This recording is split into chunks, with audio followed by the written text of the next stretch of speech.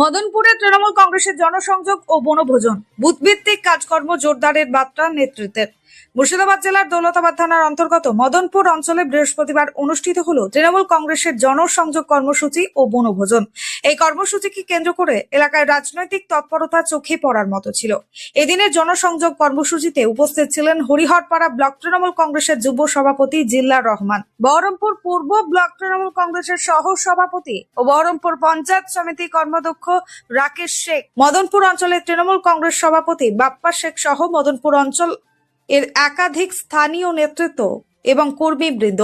বনভোজন ও সভার মধ্যে দিয়ে সংগঠনের বর্তমান পরিস্থিতি, বুথভিত্তিক সাংগঠনিক কাজকর্ম, কর্মীদের দায়িত্ব এবং ভূমিকা এবং আগামী দিনের রাজনৈতিক কর্মসূচি নিয়ে বিস্তারিত আলোচনা হয়।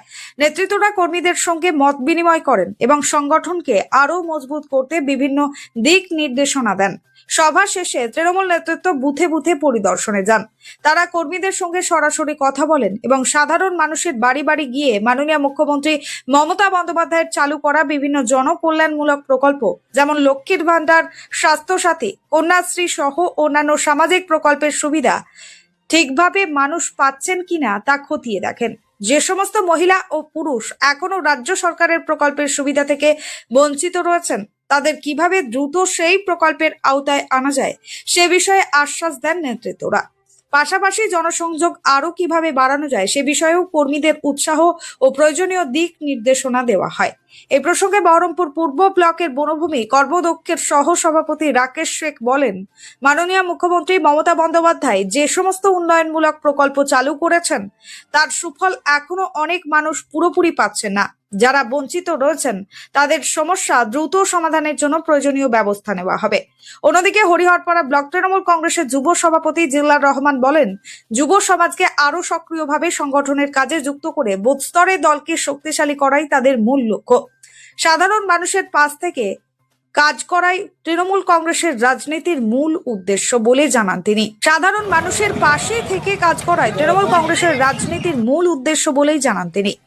স্থানীয় নেতৃত্বের মতে এই ধরনের ধারাবাহিক জনসংযোগ কর্মসূচির মাধ্যমে তৃণমূল স্তরে সংগঠন আরো শক্তিশালী হবে এবং সাধারণ মানুষের সঙ্গে দলের সম্পর্ক আরো নিবিড় ও দৃঢ় হবে বলেই জানা গেছে।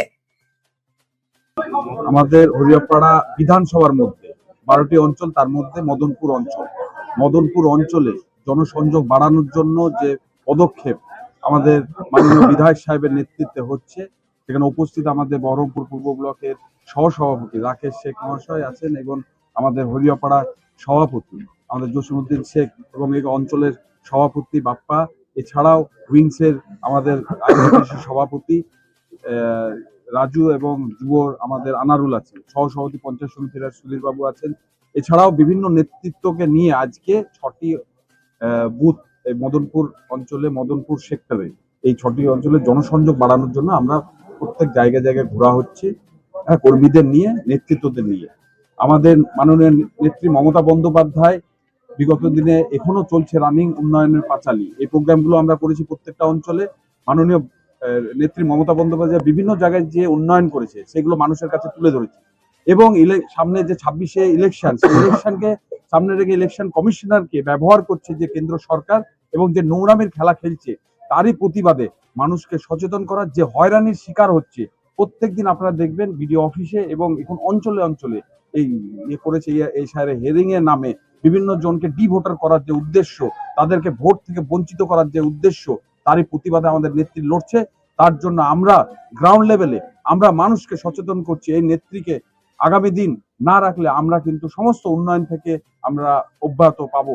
নাহলে আমাদের এই জিনিসগুলো আমাদের মানে কন্টিনিউ রাখার জন্য, এই উন্নয়নকে কন্টিনিউ রাখার জন্য আমাদের নেত্রী মমতা বন্দ্যোপাধ্যায়কে আরো হাত শক্ত করতে হবে এবং আমাদের মাননীয় বিধায়ক নিয়ামত শেখ মহাশয়ের হাত শক্ত করতে হবে। বলছি, আপনার এই অঞ্চল তো বিরোধীরা শক্ত, যেটা জানি পঞ্চায়েত নির্বাচনে দেখেছি আমরা, সেই জায়গা থেকে আর কদিন পরে কতটা রিকভারি করেছে এখানে আমাদের বিরোধী পঞ্চায়েত যে ডেভেলপমেন্ট বিগত দিনে আমরা করতে পেরেছি আমাদের নেত্রী মমতা বন্দ্যোপাধ্যায় এবং বিধায়ক সাহেবের হাত ধরে, এই পঞ্চায়েত আসার পর আমরা আশাবাদী ছিলাম যে এই পঞ্চায়েতের মাধ্যমে হয়তো এলাকার অনেক ডেভেলপমেন্ট হবে। কিন্তু আজকে যে বুথে ঘুরে ঘুরে আজকে দেখলাম বিভিন্ন জায়গায় যে বঞ্চিত, পঞ্চায়েতে কোনো সহযোগিতা পায় না, এবং যে সরকার যে সহযোগিতা করার চেষ্টা করছে সেগুলো থেকেও বঞ্চিত করছে এই পঞ্চায়েতের মাধ্যমে। তাই আজকে জনগণ হতাশ এবং এখানকার নেতৃত্ব কোনো রকম এই সহযোগিতা পায় না এবং এলাকা বঞ্চিত হচ্ছে, সাধারণ মানুষ বঞ্চিত হচ্ছে। এই পঞ্চায়েত, বিরোধী পঞ্চায়েত যেভাবে বসে আছে, জায়গা পেয়েও উন্নয়নের কোনো চেষ্টা নাই, তারা পঞ্চায়েতকে নিয়ে বসে আছে, তারা কোনো ডেভেলপমেন্ট করছে না।